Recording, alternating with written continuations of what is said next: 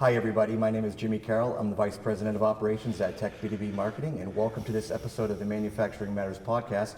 We're recording at Automate 2026 in Chicago, and I have the pleasure of being joined by Sheldon Zimmerman, who is Global Head of AMR Sales at Rockwell Automation, and Isabelle Durso, who is Business Manager of AMRs at Rockwell Automation. Thank you both so much for taking the time. I really appreciate it. I know you just got here too, so you basically had to run here, so I appreciate the time, and I'm looking forward to talking to you guys. Awesome, yeah, thanks for having us. We're excited to be here. Great. So I'd like to start with some kind of like high level questions and just get a sense of where you think things are in the market. And you know, in the last year or so, what would you say are some of the most notable developments in robotics?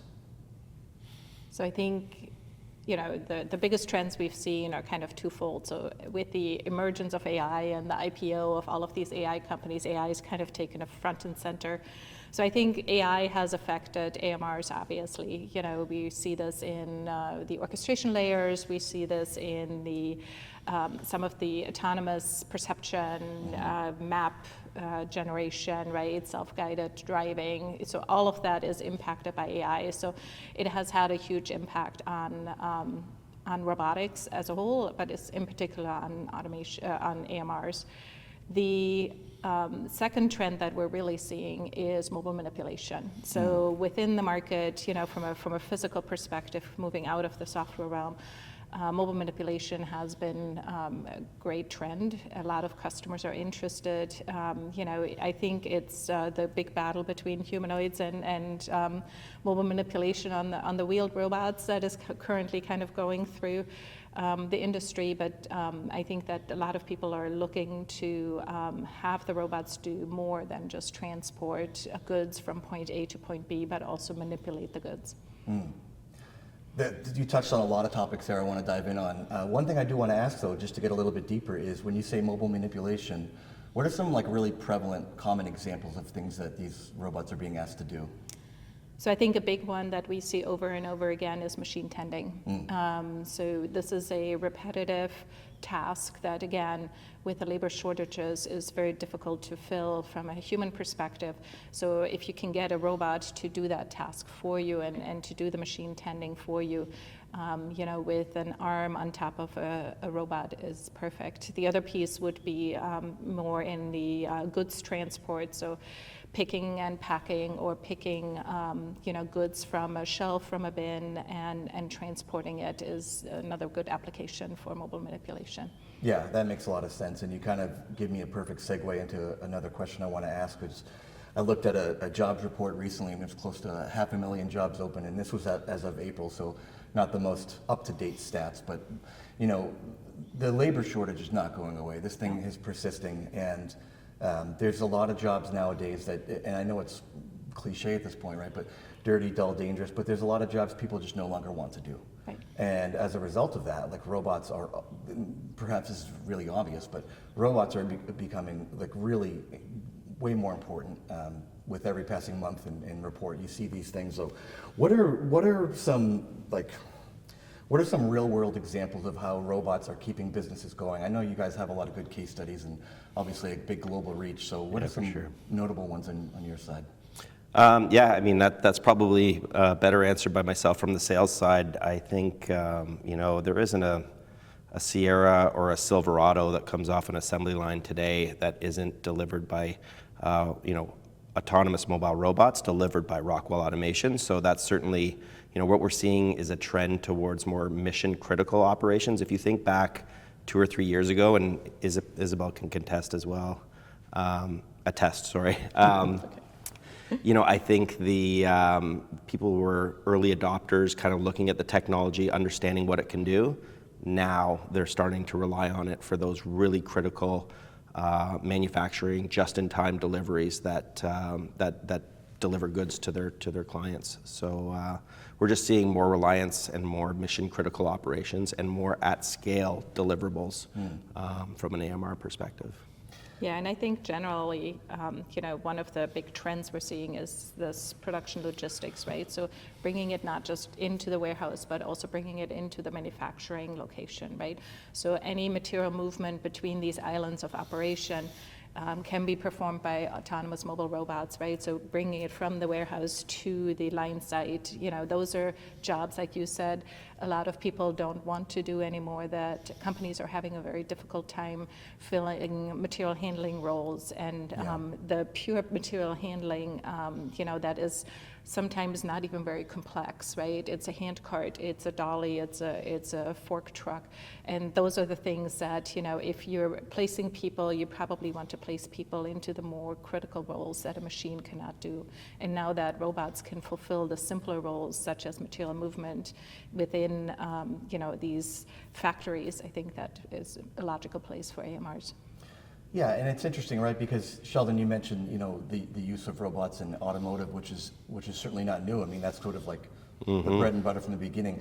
But these companies now are using automation to do new things, new tasks, and you're starting to see automation spread throughout the warehouse, throughout the plant floor, and find new ways to add value. But a question I want to ask that is sort of interesting to me is like, how can smaller businesses, like small to medium enterprise, like what's a good entry point for them for automation?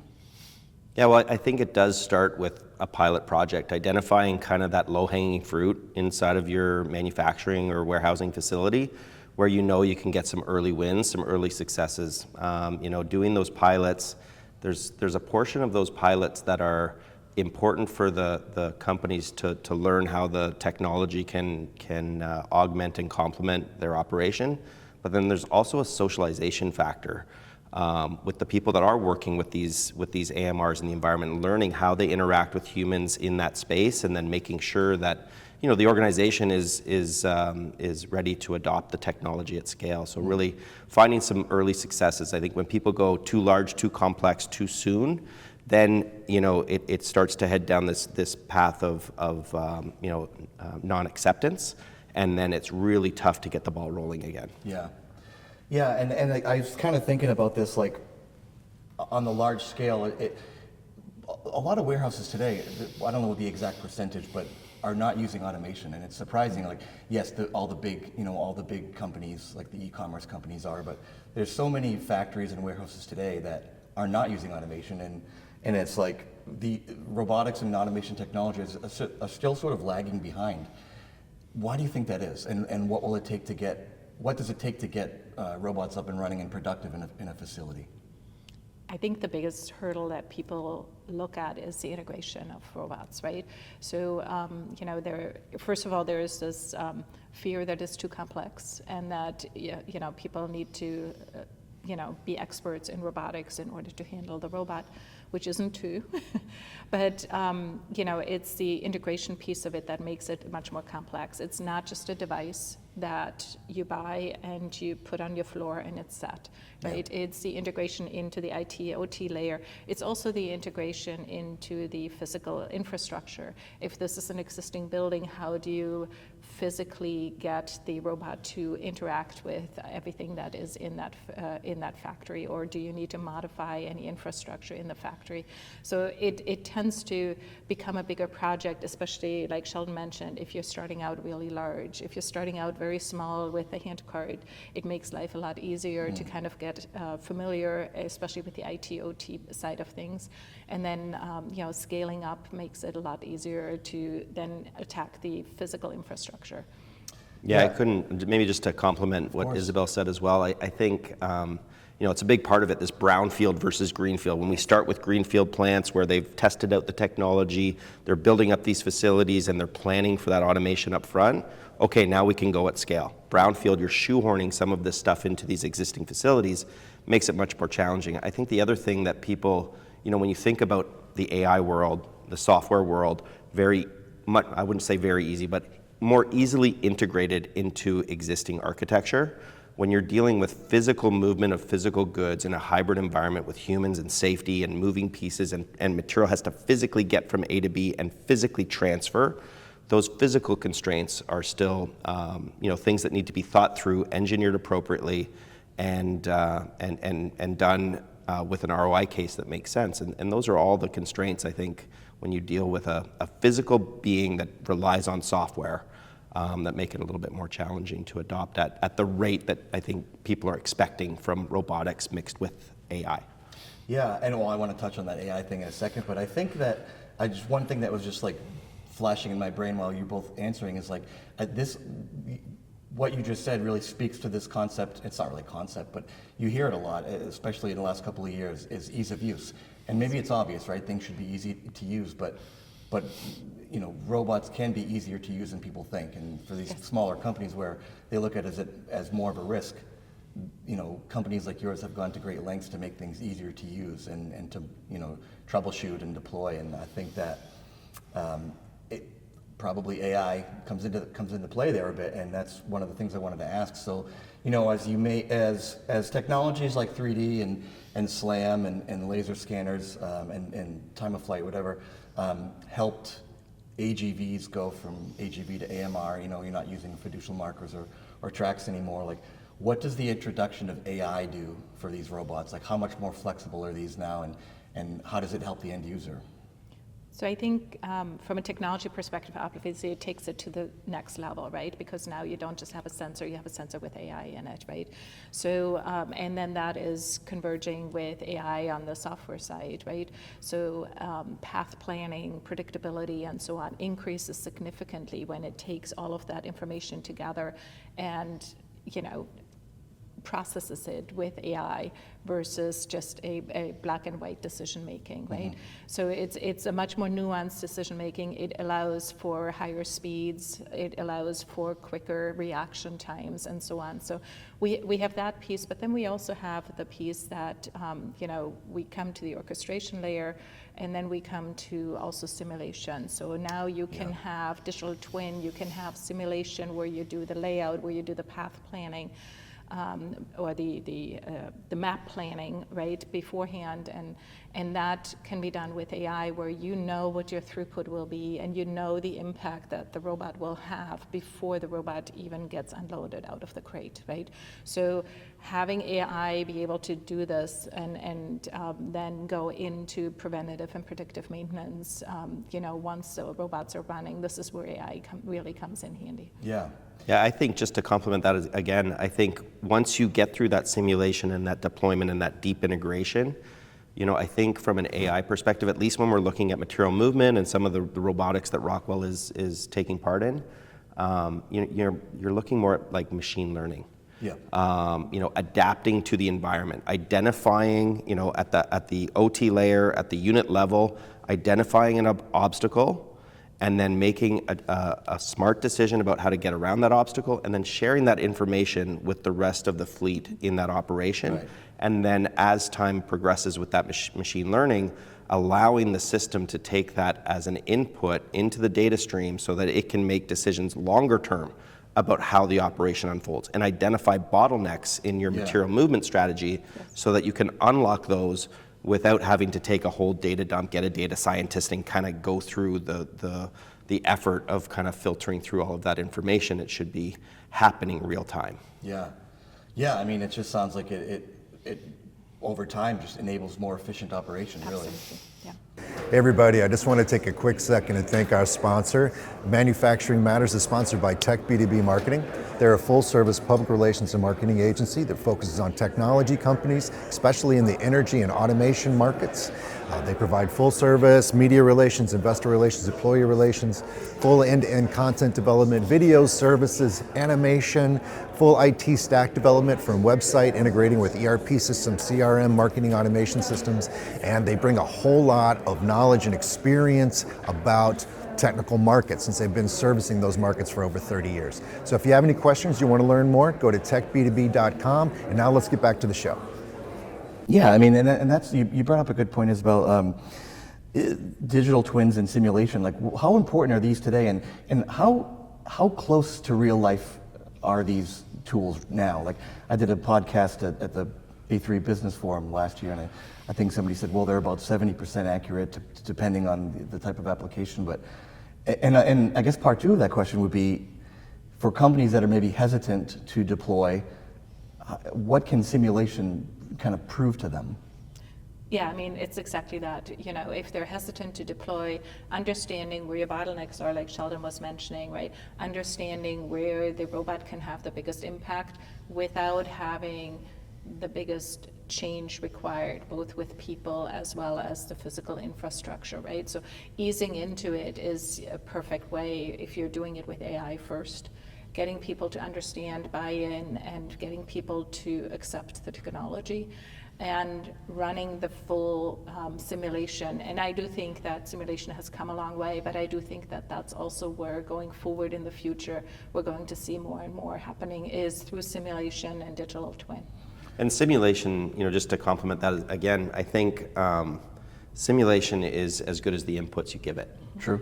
Right? And so you kind of get garbage in, garbage out if you don't have you know, accurate information coming into the system. I think what I've seen some clients start to do is leverage some of the vision technology and the AI technology that you were referencing earlier in 3D cameras to gather real-time information. So having an AMR or a robot drive the facility and gather that information and feed that 3D data directly into the simulations. So now you've got a live look at what your environment looks like today. That type of accuracy did not exist 10 years ago.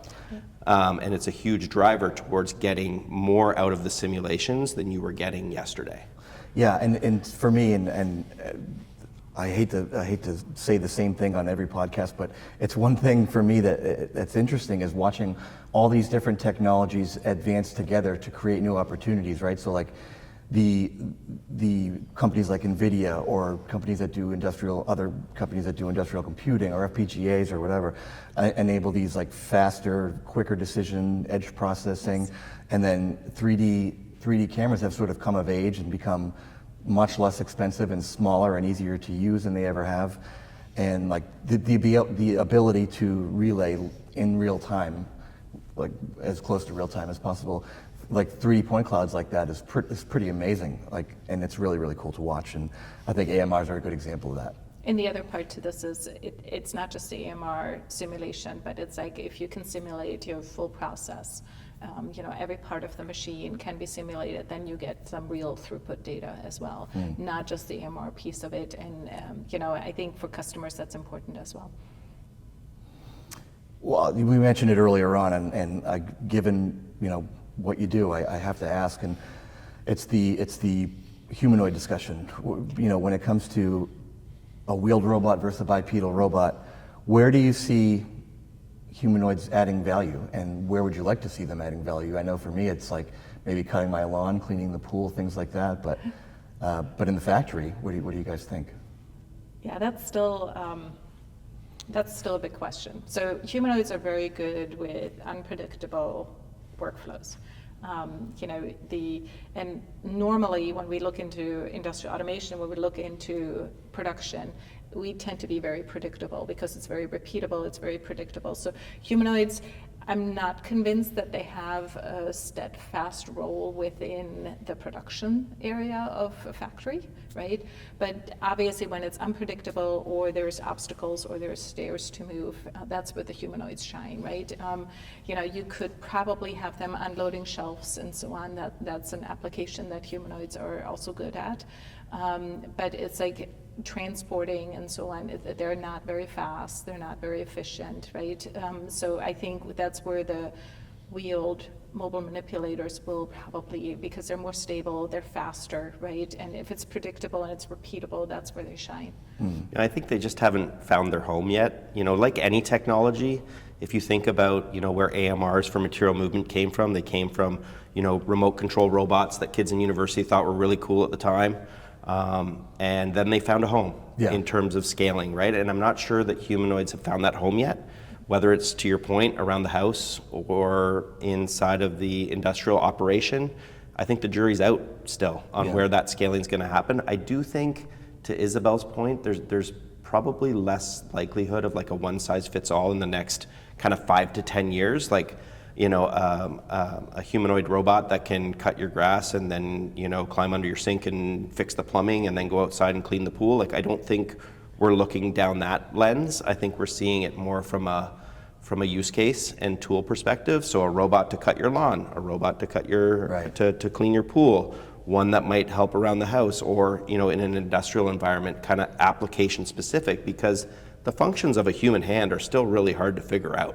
And there's functions inside of a manufacturing facility that are going to be really hard to repeat because of that physical piece that I mentioned earlier, this physical environment that you interact with and require dexterity and and digits to complete. I think it's going to be a tall order, but I do see a lot of different form factors coming together to make this operation function.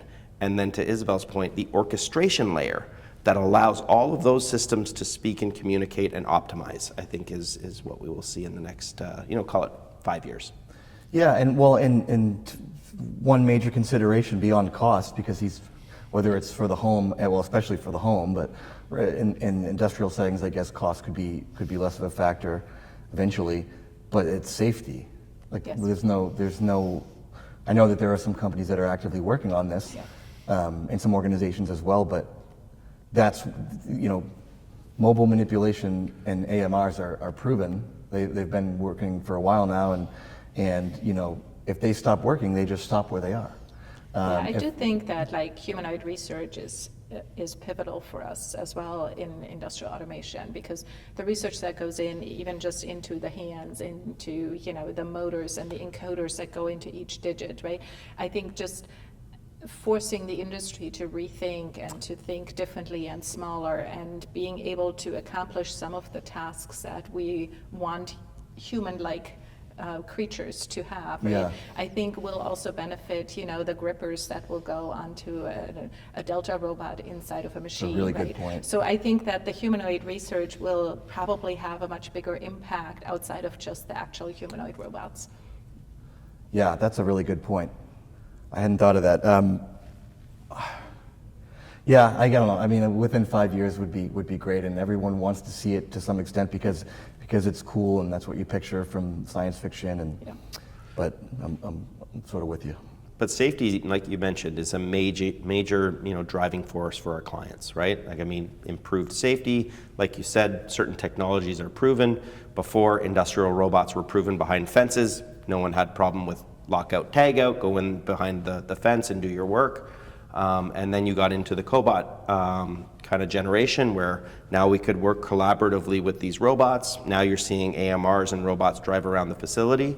But we've allowed the industry to create some of the safety standards that people rely on to make sure their environments are safe. And I think that type of evolution needs to happen with the humanoid space, so that you've got this sense of trust that everyone is safe around them, right? And it will come. It just, like the other industries we've all partaked in our careers, it takes a bit of time. Yeah, obviously these get maybe bad press, but you've seen a number of videos recently, I'm sure, of humanoids accidentally hitting people in demonstrations, and it's like safety regulations are trying to keep up with the advancing technologies, and it's like once they catch up together, then maybe there'll be some really cool opportunities. Absolutely, yeah. Kind of looking forward, toward the future. Do either of you have any major predictions or even expectations in the next couple of years? Well, like I said, I just think we're going to see a whole lot of awesome new use cases and form factors of robots, whether they're wheeled or bipedal. Whether they're working around your home environment or in the industry, I think you're going to see a really an enormous amount of different form factors, and then it's the software behind them and the orchestration and the communication. I think that Rockwell and Isabelle and I are placing our bets on, that we think that's going to be a big part of the industrial environments for the next number of years. But certainly I'm excited to see what the human mind combined with AI can generate in terms of those form factors, and excited to be, still with some years left under my belt to see that in my career. So excited for the future. For sure. Yeah, I think that there is going to be two areas in the immediate future that we're going to see a lot of growth. I think the orchestration layer is going to be one of the biggest developments as far as AMRs is concerned, right? Because you now have manufacturers, and interoperability obviously goes along with this. You have manufacturers that have, purchased early on some robots, and they want to expand maybe into different form factors, and being able to orchestrate all of those different form factors with one orchestration layer between your MES, WMS, and the fleet management piece is going to be very important. I think the other piece is, like you mentioned, mobile manipulation is going to be the other piece where we're going to see a lot of growth in the next 1 to 2 years. Yeah, I mean, even if you look back and when sort of, I don't want to say when they exploded on the scene, but like when LLMs first emerged, everyone's going, well, these are cool, but I can't really see a good fit for them in the industrial world. And now it's like, if you're not already using them, you're behind. And the rate at which these technologies are advancing now, like who knows what we're going to see in 2, 3, 4, 5 years. But Sheldon, to your point, like I'm sure it's going to be awesome, and I'm looking forward to seeing what it is. So, is there anything else? I mentioned we're at Automate, so I mean, is there anything else we haven't talked about? What are you guys most excited about? Like, what will attendees come away with? Well, this is my favorite show of the year. We do a bunch, and this is by far my favorite. It brings together, all of the industries that are really trying to leverage automation to push their companies forward. I think from our perspective, the story we're trying to show is that connected factory, because I think the connected factory, I think like the end game, the end goal for a lot of clients is this dream of a lights out factory. And I think before you get there, there's a stepping stone in between, and it's this connected factory. I think if you stop by our booth, you'll see the connected factory. You'll see the systems that Isabelle was describing before, MES and ERP communicating through an orchestration layer to deliver missions to an AMR, cobots interacting with palletizers and AMRs themselves. So I think, the story we're trying to show the customer is that Rockwell has it all, and I think we have a really important story to tell in that connected factory, and I think that is how we will get our clients towards that end goal of lights out manufacturing. To that point, I mean, I was going to wrap it up, but I have to ask because that's a really good answer. It's what needs to happen? What innovations need to happen to get to the point where lights out manufacturing is more widespread and possible? Yeah, well, I think some of our clients, what they struggle with is setting a true strategy and having that strategy maintain throughout the generations of people that might come and go through that leadership team. And so setting a strategy as an organization and maintaining that goal and keeping steadfast towards it and having a plan, right, is really like making sure you take the time to do the engineering and planning. We've had customers that kind of jump in both feet and want to get going really fast, and it's great. It creates a lot of activity and a lot of different projects that we've been able to work on, but it also, sometimes, isn't fully baked out or thought out. So my recommendation to our client base is always take the time to plan, take the time to test it out, and then start to move. It's not really go slow to go fast, but it kind of is. Like you kind of do have to think through the process, do the simulations, make sure that things are going to be adopted by the employees at your company, and I think those are the things that make it successful. You do all of those steps, then you start moving at scale. Now you have a blueprint that you can adopt at, you've done it at one factory, but you own 15, you can now do it at 15 in parallel, right? You don't have to, you've piloted, you've tested, you've vetted, it works, it delivers the outcomes, now go. But if you don't do the planning up front, then sometimes you stall out, and if you don't keep a strategy for more than whatever leadership team comes and goes, then you end up in this stall out phase. Yeah, you're in it for the long game, I think is kind of the key, and alongside with that, one of the big pieces I think that's important for manufacturers is that it requires a lot of change management. Through all layers of the organization, if that is, in the hourly staff in the factories all the way up to the C-suite, there is a lot of change management and acceptance that has to happen, and that does take time, right? Along with developing the strategy and keeping the course, that allows people to come on board and to understand the implications and the changes that need to happen in order to make that work. Well, thank you both so much for the time. I know it's going to be a really busy week for you. I would encourage everybody to go learn more about the Connected Factory and what Rockwell Automation's been doing. If anybody has any questions for us, we'd be happy to pass them along at manufacturing-matters.com. And once again, thank you so much for the time. I really do appreciate it. Thanks for having us. Thanks, Jimmy. Yeah, thanks so much.